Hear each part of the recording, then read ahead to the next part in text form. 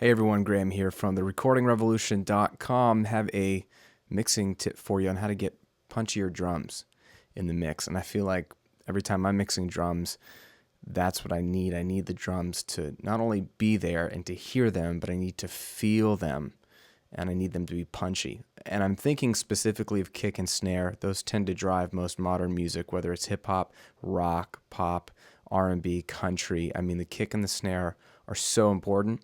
And so here's a really simple old school trick to get that punchy drum sound in your mix.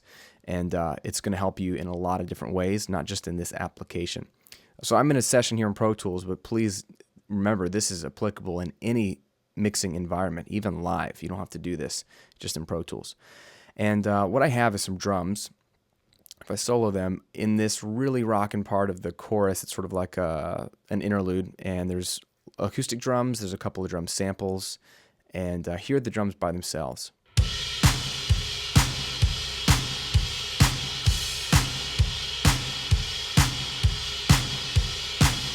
Pretty straightforward.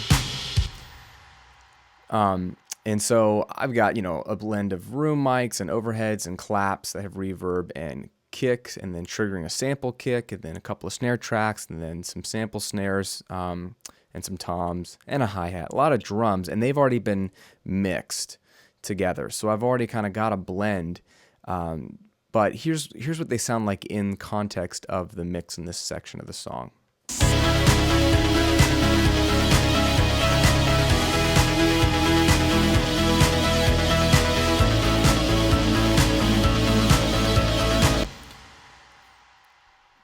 If I didn't know any better, maybe that would sound okay. But what I know is that this is almost like a dance groove. This is a four to the floor kind of kick drum thing. It really has to pump, and you have to feel it.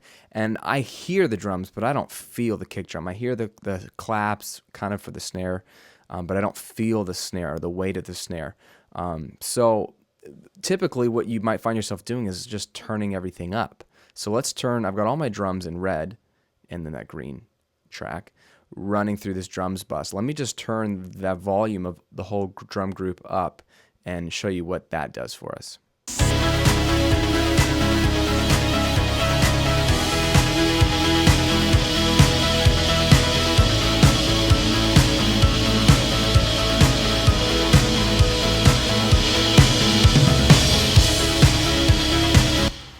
Right, none of that really was working. For a while, it got better. I felt more kick and snare, but then you got more cymbals.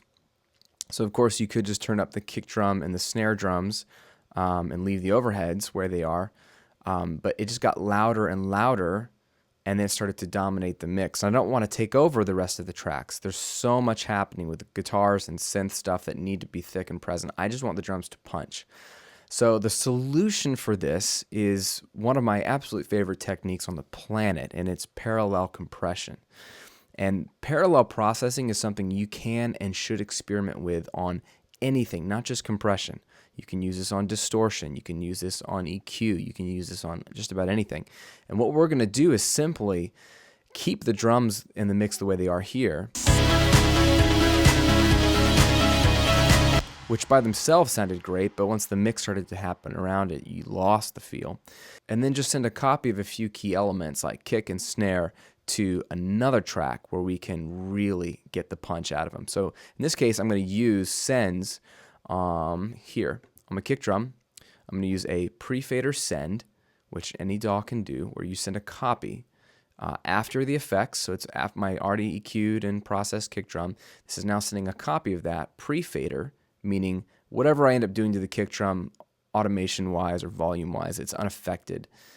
This copy is unaffected by that. So I want to send a full copy of the kick, of my snares, which is the top and bottom snare combined, and also I've got my toms here, but there are no toms in what you've been hearing so far, but they are in that section. I'm sending a copy of those to another track here, which I've called P drums or parallel drums.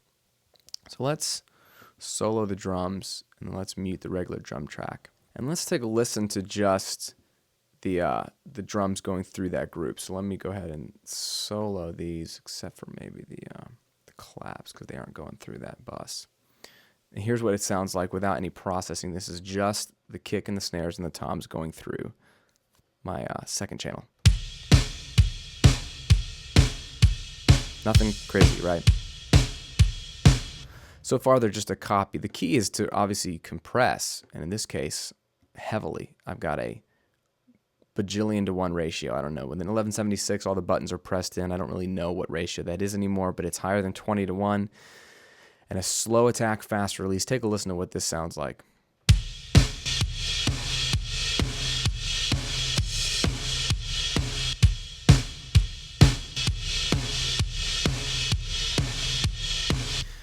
With these type of settings, really high ratio, really crushing, and then super slow attack, but super fast release, we've sucked out a lot of the tone of the drums, a lot of the round fatness, but what we've done is created a lot of smack, right? So you can hear the tone go away.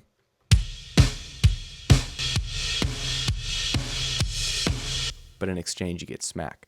And that's okay, because we're not doing this to the actual drums. The drums already sounded good by themselves. This is a copy.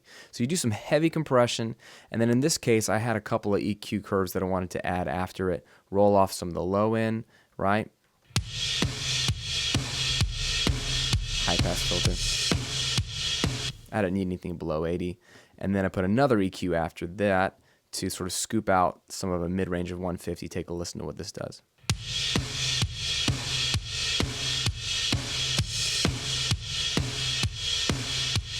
Pretty subtle, but there was some build up there that I didn't like at 150.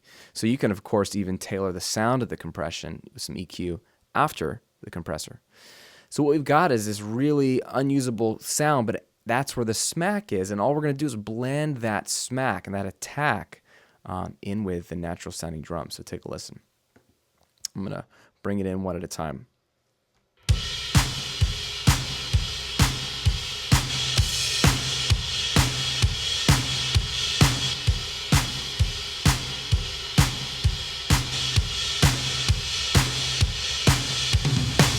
Right? You hear that crazy smack of the kick drum and some of the snare.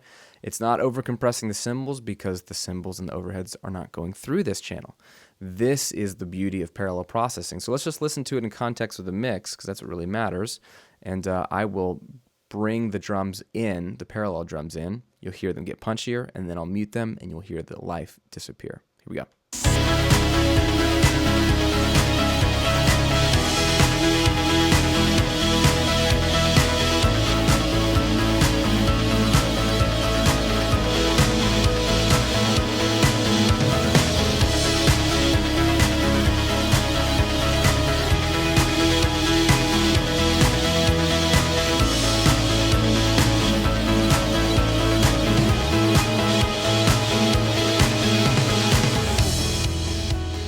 Go. So punchy drums, it's as simple as that. Parallel compression, you can use this all over the place. Experiment with how much of it to use. In this song, I have the parallel channel pretty cranked alongside the natural channel because it really demanded some smack. But in other songs, I'll have it a lot quieter, and it'll be a subtle effect that just gives you more punch when you need it. So it's the beauty of it is it's on its separate track, its own fader, and you can adjust as necessary.